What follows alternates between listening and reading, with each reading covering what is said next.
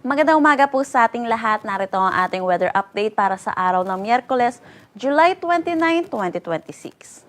Patuloy nating minomonitor itong low pressure area dito sa loob ng ating Philippine Area of Responsibility. Kaninang 3 a.m. huli itong namataan over the coastal waters ng Rapu-Rapu, Albay. Hindi naman po natin ito inaasahan na magiging isang ganap na bagyo habang nasa loob ng ating Philippine Area of Responsibility, pero inaasahan po natin yung pagtawid nito ng kalupaan na inaasahan natin magdadala ng mga pag-ulan dito sa may Metro Manila, Bicol Region, Calabarzon, at ilang bahagi po ng Mimaropa. So yun po, tutok po tayo lagi sa updates na nilalabas ng Pag-asa hinggil po dito sa low pressure area na inaasahan natin magdadala ng mga pag-ulan ngayong araw.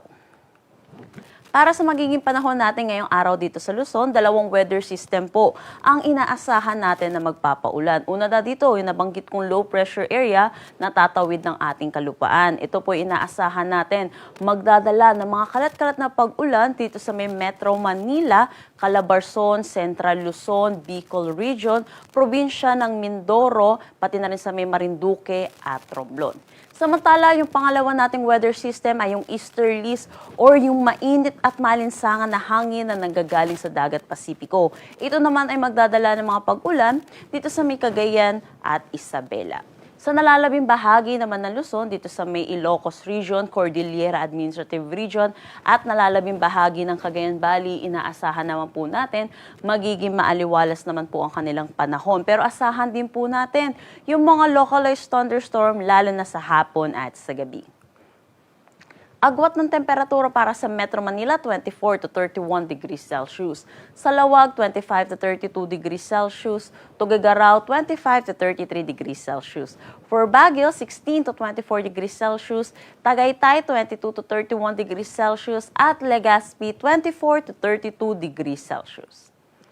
Para naman dito sa may Palawan, buong Visayas at Mindanao, maaliwalas na panahon naman ang kanilang inaasahan. Pero yun din po, mataas po ang tsansa ng mga localized thunderstorm lalo na sa hapon at sa gabi. Ingat po tayo dahil kahit hindi po nagtatagal ang mga thunderstorm, ay posible pa rin po ang mga pagbaha at mga pagguho ng lupa. Tutok po tayo lagi sa updates na nilalabas ng Pag-asa hinggil po sa mga thunderstorm advisory. Agwat ng temperatura para sa Calayan Islands at Puerto Princesa, 25 to 32 degrees Celsius. Dito sa Iloilo, 25 to 32 degrees Celsius. Tacloban at Cebu, 25 to 33 degrees Celsius. For Cagayan de Oro, 25 to 32 degrees Celsius. Zamboanga, 24 to 33 degrees Celsius. At Davao, 25 to 33 degrees Celsius. Wala naman tayong nakataas na anumang gale warning sa anumang seaboards ng ating bansa. Pero iba yung pag-iingat po para sa ating mga kababayang mangingisda at yung mga sasakyan maliit pandagat ay posible po yung mga localized thunderstorm kaya makakaranas pa rin po ng mga pag-ulan lalo na po dito sa may region po ng Bicol. Ang sunrise mamaya ay 5:39 a.m. at ang sunset mamaya ay 6:26 p.m. Para sa karagdagang impormasyon, bisitahin ang aming mga social media pages at ang aming website pag-asa.usdip.gov.ph. At yan po muna ang latest dito sa Pag-asa Weather Forecasting Center. Chanel Dominguez po, magandang umaga at ingat po tayong lahat.